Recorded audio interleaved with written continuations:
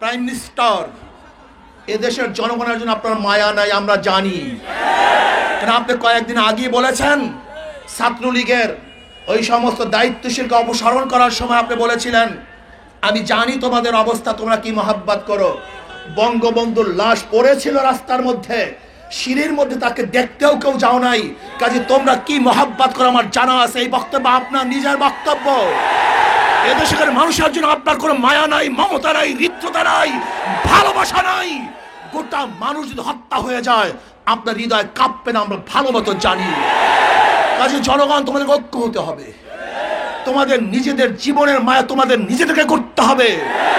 তোমাদের আত্মরক্ষার ব্যবস্থা নিজেদেরকে করতে হবে। এই মাটিকে রক্ষা করার জন্য তোমাদেরকে যা কুরবান করতে হবে।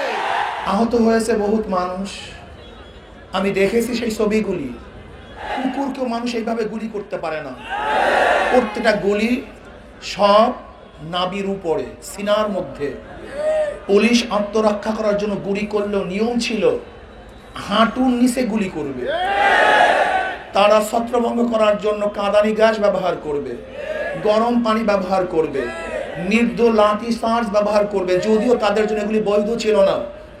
আমি সরকারকে প্রশ্ন করতে চাই, আজকে পুলিশের কাছে যে হাতিয়ার দিয়েছিলেন বিশৃঙ্খলাকে বন্ধ করার জন্য, তাদের দ্বারাই যদি সেই গুলি দেওয়া হয়, হত্যা করা হয়, আপনাদের ধারণা কি এই বন্দুক যদি জনগণের কাছে থাকতো, এই গুলিটা যদি জনগণের কাছে থাকতো, দিয়ে দাও জনগণের কাছে গুলি, এরপরে মাঠে আসেন। আপনার বাহিনীর কাছে অস্ত্র আছে, জনগণের কাছে অস্ত্র দেন, এরপরে মাঠে আসেন। দেখা হবে কত বুলেট আছে আপনার কাছে।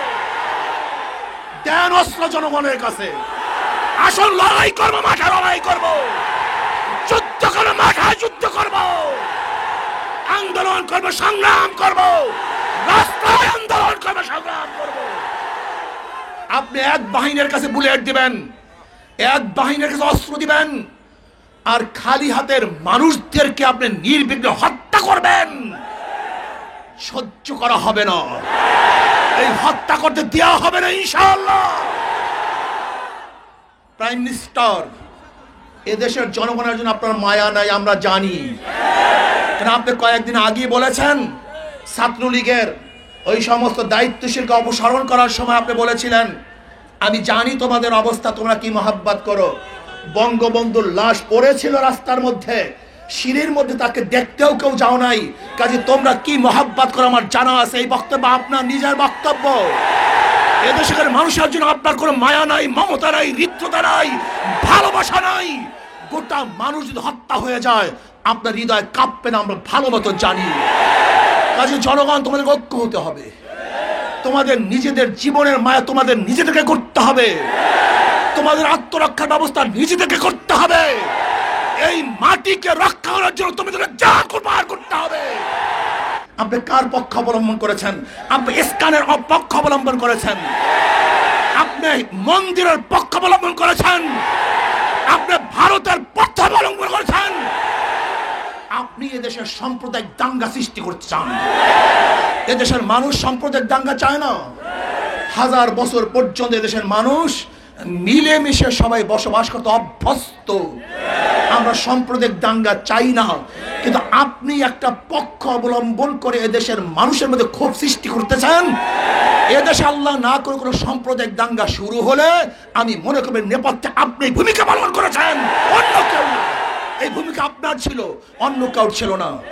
আমি প্রাইম মিনিস্টারকে বলবো, আবরার হত্যার মামলা এখনো আমরা দেখি নাই।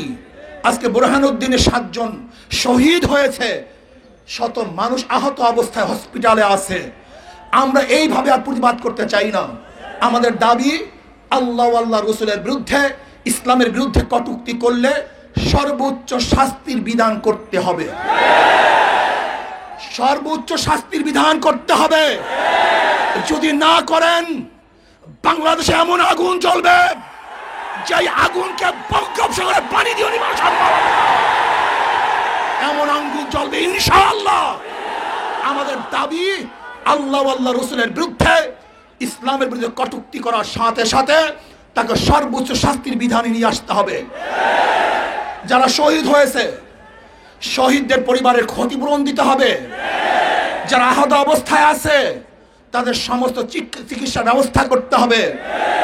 এবং পুলিশ বাহিনী কার ইশারায়, কার ইঙ্গিতে নিরীহ জনগণের উপর গুলি চালিয়েছে, তদন্ত ভিত্তিক তাদেরকে বিচারের আওতাধীন আনতে হবে, তাদের বিচার করতে হবে।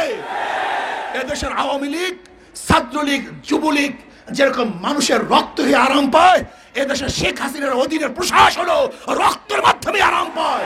তারা রক্ত হয়ে বেঁচে থাকতে চায়, ওদেরকে রক্ত খেতে দেওয়া যাবে না। আমি প্রশাসনকে বলবো, আপনি রাষ্ট্রের প্রশাসন, আপনি সরকারের প্রশাসন না।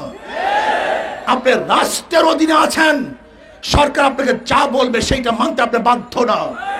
যদি সরকার রাষ্ট্রের বিরুদ্ধে আপনাকে কোনো কমান্ড করে, তাহলে সেই রাষ্ট্রের বিরুদ্ধে কোনো কমান্ড মানতে আপনি বাধ্য না। আপনি রাষ্ট্রের কর্মচারী, কোন দল, কোন গোষ্ঠী, কোন ব্যক্তির কর্মচারী না। কাজী রাষ্ট্রের জনগণের উপর আপনার গুলি চালাবার কে অধিকার দিয়েছে? এই সাহস কে দিয়েছে? আমার জানা মতে হাজারো আলেমদেরকে, হাজারো মুসলমানদেরকে এই ফেক স্ট্রাইককে কেন্দ্র করে কয়েকদিন আগে নারায়ণগঞ্জে আমাদের এক আলেমকে এই র‍্যাব নিয়ে তাকেও জঙ্গির মধ্যে ঢুকিয়ে দিছে। স্ট্যাটাস দেয় নাই, নাকি বলছে তুমি অমুকের সাথে শেয়ার করছো, অমুক করছো, তমুক করছো। এরকম হাজারো আলেমদেরকে ফাজাইল আমল কিতাব নাকি জঙ্গি কিতাব, হাজারে সাদাকাত কিতাব নাকি জঙ্গি কিতাব। যেখানে ইসলামিক কোন কিতাব পাওয়া যায় সেই কিতাবকে জঙ্গি কিতাব বলে তাদেরকে আইএস এর মধ্যে, জিএমপির মধ্যে ঢুকিয়ে দেওয়া হয়।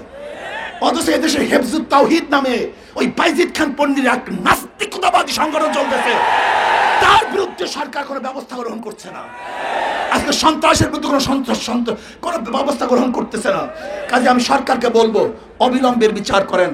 যদি বিচার না করেন, জনগণ যদি আইন হাতে তুলে নেয়, তখন কিন্তু আপনি কোনো অবস্থাতেই রক্ষা করতে পারবেন না, আপনার গদি চলে যাবে।